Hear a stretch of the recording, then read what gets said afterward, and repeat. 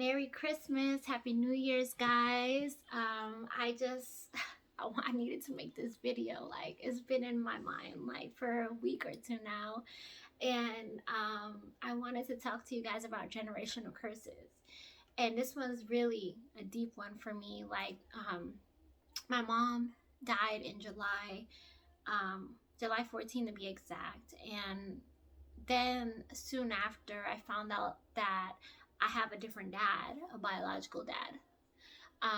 And it's, I mean, that's like I'm opening a can of worms. It was just, the tentacles deep.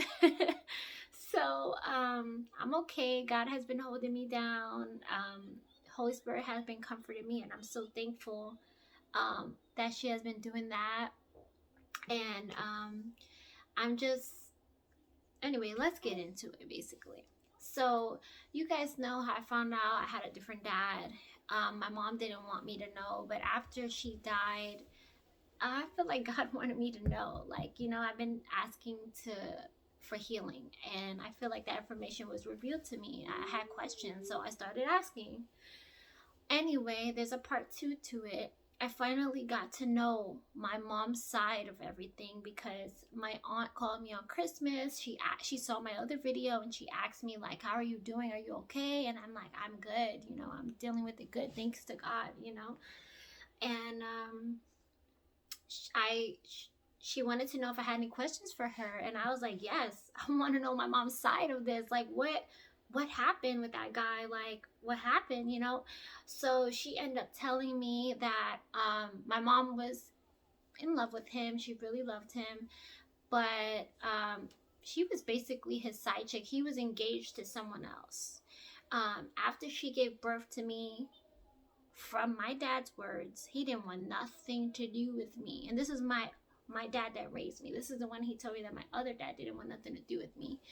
And so my mom stopped messing around with him for a little bit, but then there was a time where after she had birthed me, she went back to him, and she was, sleeping around with him, still being with him. And my aunt went up to her, and my aunt was like, "Listen, you can't do this." Like, he didn't want her. He didn't want his own daughter, and now he's using you. And this just is not for you. He's not for you. And she just went into detail of how my dad that raised me was such a good person. He's a good guy, and he is my mom's soulmate, and I believe that too. Like, he stuck through it all. And Dad, if you're watching this, I love you, and I'm so thankful for you. I also give props to my mother because her life was not easy. I mean, this lady has a deep history that she never healed from, so I can see why she made the decision she made. Either way, I realized that I broke a generational curse, but I didn't do it alone. God helped me through it, and that's what I wanted to share with you guys. So my mom, after me and my husband had broke up, when I had Phoenix, I ended up dating someone else. And though the relationship was good at times, it was also bad. I mean, he was messing with other girls, and behind my back, trying to sneak it and not telling me. I eventually found out. But I was so torn to leave because just like my mom with the guy, she really loved him.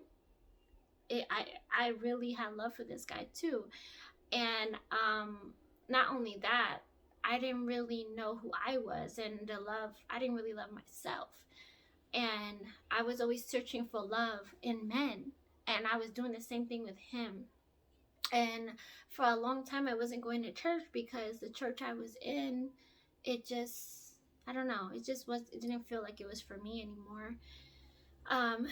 So I was like really lost, and it didn't hit me that I was really lost and that I needed to go see God again when my life just started going downhill, when I was crying myself to sleep every night. It was just going through a lot, and I was like contemplating, man, I know like I should leave, but my daughter is like, she loves his family, my boyfriend at the time, and and they were so nice to her. They took care of her. And you know, how do you rip a toddler away from that? You know, not only that, my toddler didn't know that, you know, my husband now was her dad at the time. I didn't know how to do that, how to tell her, because he's in the Bahamas while this man is helping raise her. And so he's physically here. So I feel like a kid wouldn't understand the difference. So I was going through that too. But back to my mom's situation, my aunt told her, I'm not talking to you anymore until you fix this, because this guy is not for you and you need to realize that on your own. So my aunt basically took my back. Thanks, Titi, I love you. She had my back, and I'm so thankful that she did, because a couple months later, my mom stopped messing with the guy. You know, she started to invest all her time in my dad.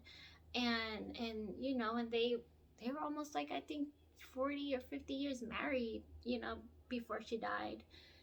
And I realized that a lot of the things she was doing, I was repeating them, and it was like a lot of bad habits that I guess were taught to me without me even realizing it. Or maybe it's a genetic thing, I don't know, but I know that it was passed down to me. And I realized how deeply it was passed down to me. Like, I almost made the same choices she made. And I'm so thankful that even her, she realized, you know, back then what she had did. She didn't want to do that. She didn't want me to do the same thing. She didn't want me to repeat history. And I'm so thankful she did that. Hindsight 2020. My mom made me put my husband's last name on Phoenix's birth certificate. And I never understood why she went so hard about that. I'm like, why can't she just be a Barrios like me? Like, I'm a Barrios. And she never explained why. She's like, no, she needs to be a Delancey. And I'm like, okay, fine, whatever. I'll sign for him. Whatever I have to do, you know, I'm going to do it. And then she would always want me to leave my boyfriend at the time and go back to CJ, but he was in the Bahamas. It was just a complicated situation. I can tell you that story in another video. But so then she was always trying to like direct me back to him so we could be back together, so CJ could have both her parents and I don't replay her history. But I didn't realize that until all of this came to light after she died. And I'm so very grateful that my God, he has intervened. You know, like when I started putting him first, this is how I came to Oregon. I didn't even know what Oregon was. I knew my best friend lived here, but I wasn't planning on coming here. I didn't think there was nothing here for me. So I'm just telling you guys, like, you don't even realize how you could replay your parents' history, you know, your family's history. All the trauma is sitting in the cells of you, you know, and your mom is in your cells, you know, and you know, you're in her cells. And it's crazy just how we can replay history. And I am so grateful that I came to God and I put him first, and he interrupted that pattern. He said, you're going to be the one that breaks the generation of curse. And I'm so thankful, because this means that my daughters are going to have a better future.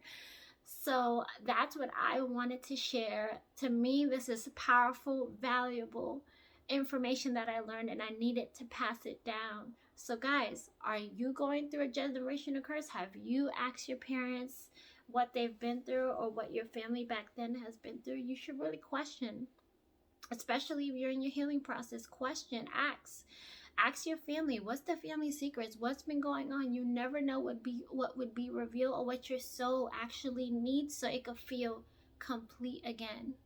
So I just needed to share that, and I love you guys, and I hope that you guys got value from this. You guys are amazing, and I appreciate you, and I hope that you start right now, before next year starts. Start the good habit that you want to take into the year. Don't wait till January 1st.